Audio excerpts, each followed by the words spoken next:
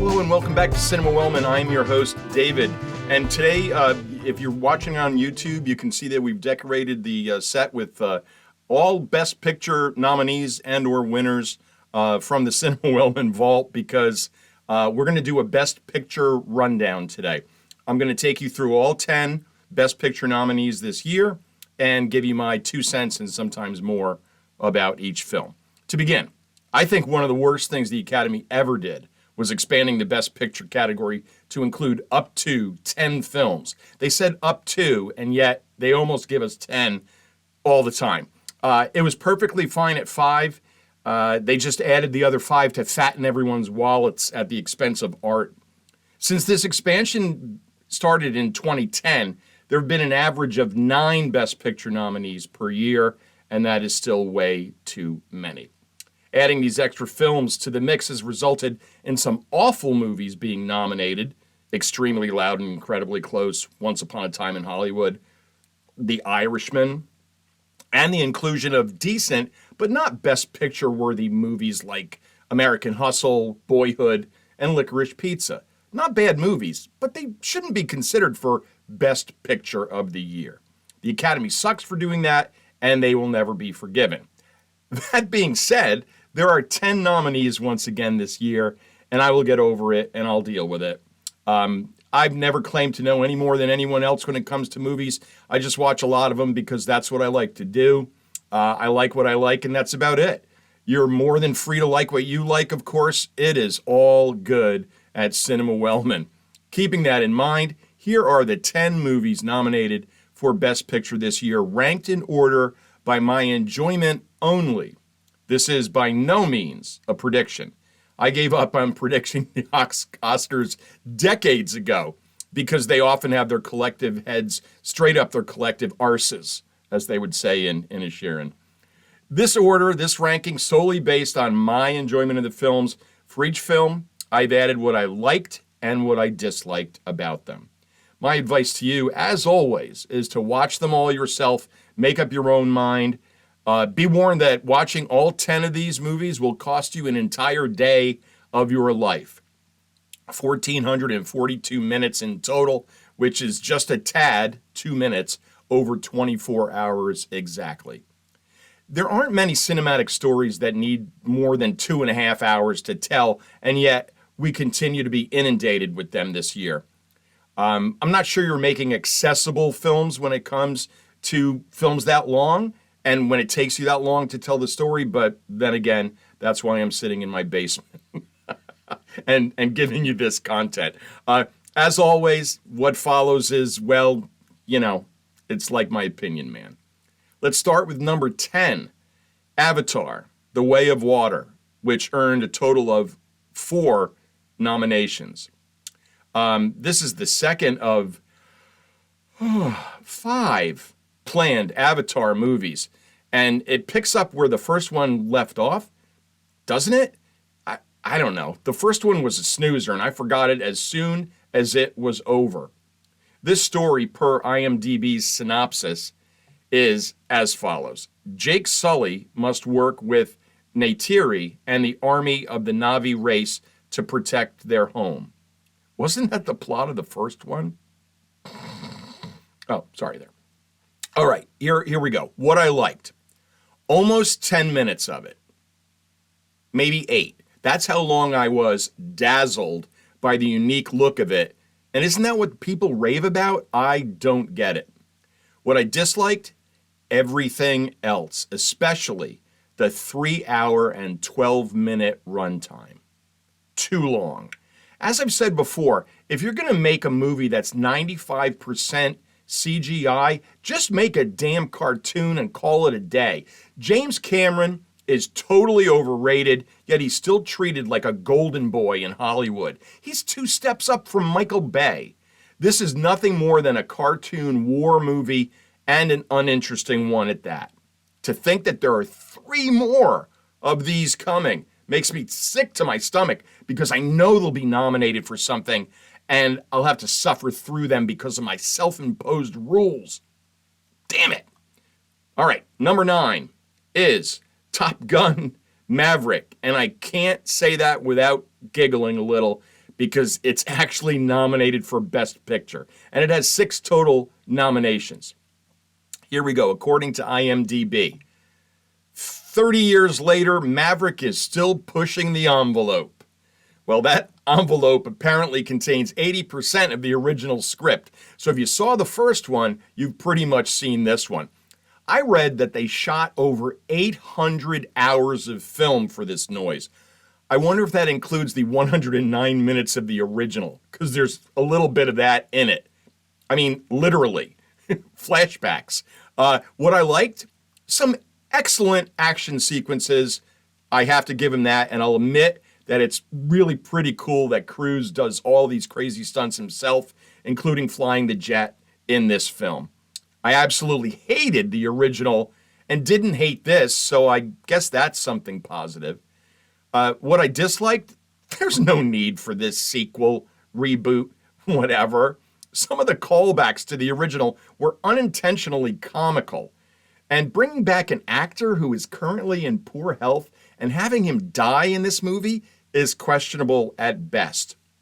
And for those of you that loved the beach volleyball sequence in the first one, there's a touch football sequence in the reboot. And what do they share? Well, they both have the guys wearing like jeans, like tight jeans. So that's what you get for this Top Gun Maverick. Number 8 on the list with 6 total Oscar nominations this year is Tar from IMDb.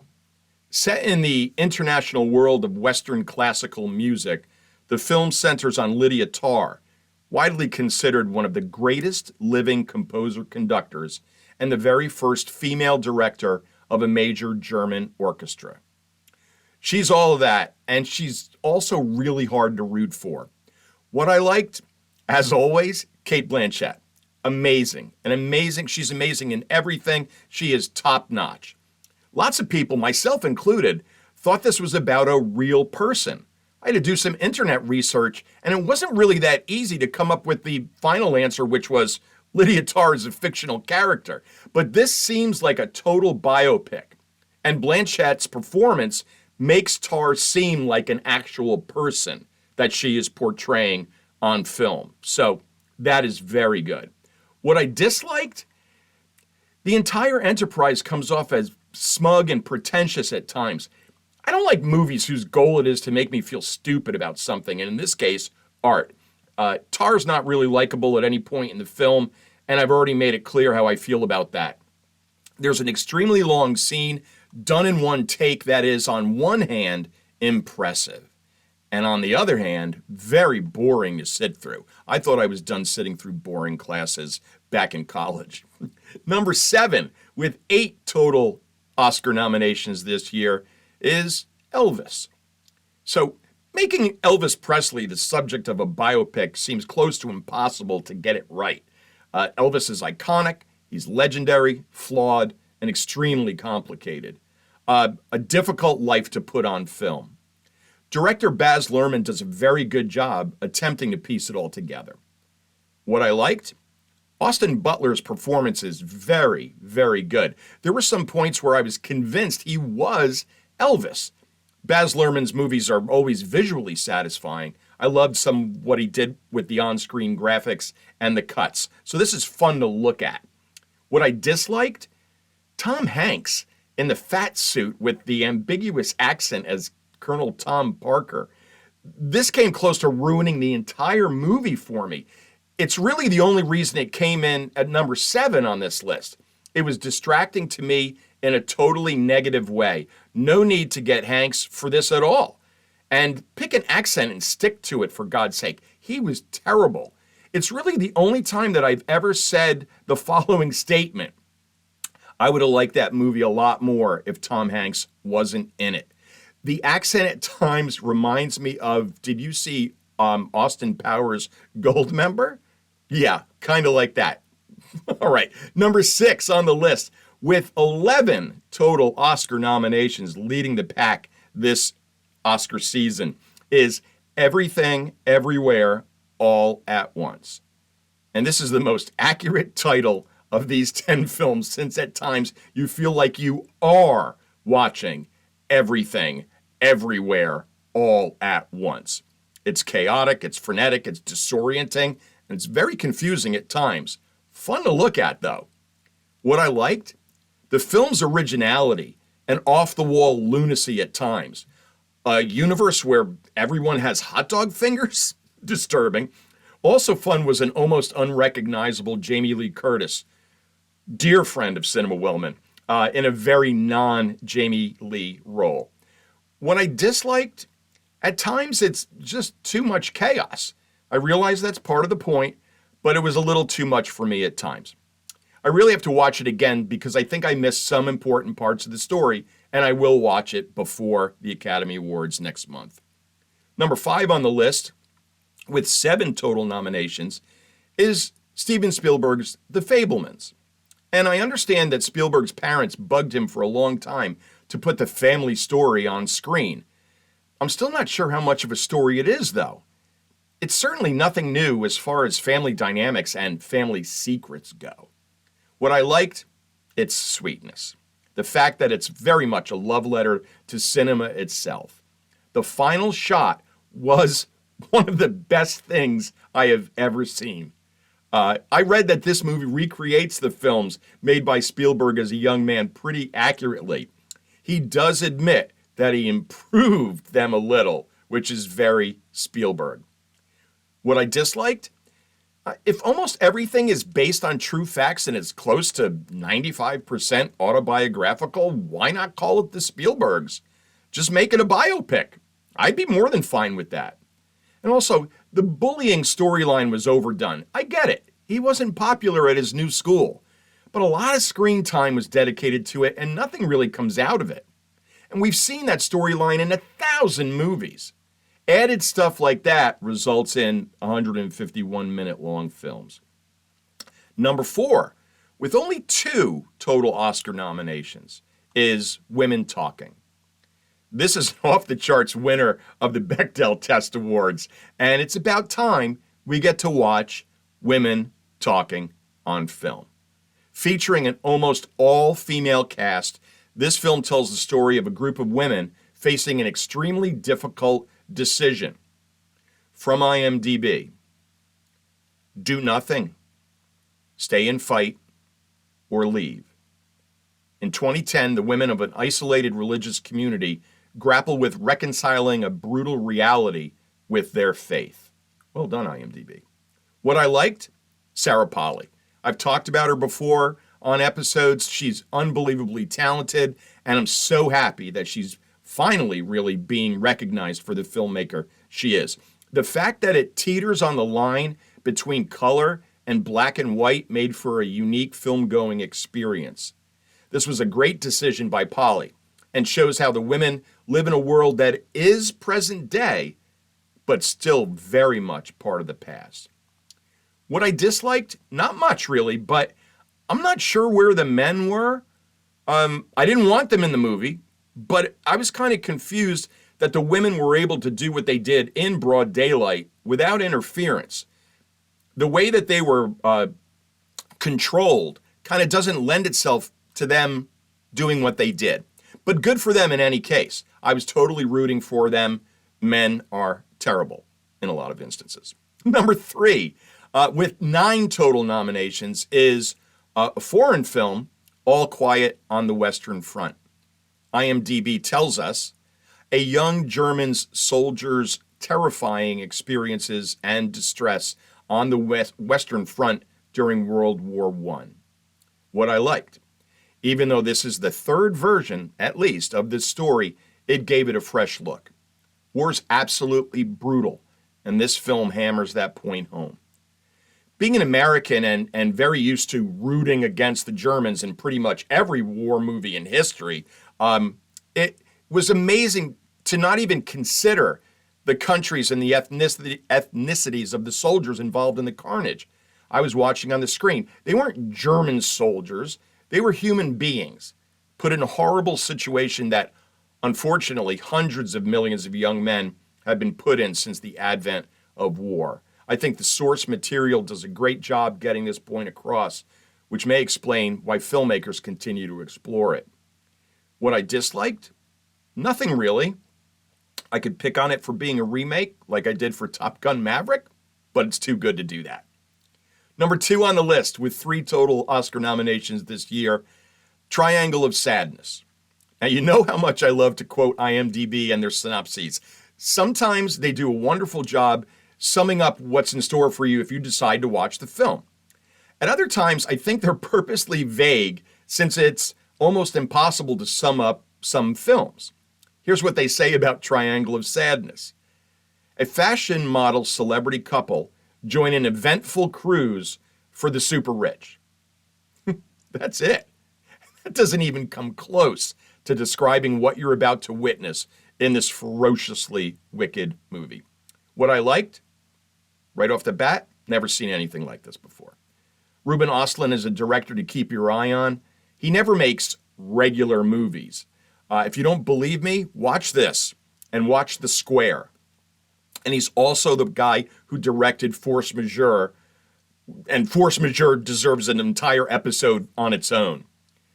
Dark comedies are sometimes difficult to navigate, and they aren't everybody's cup of tea because of that.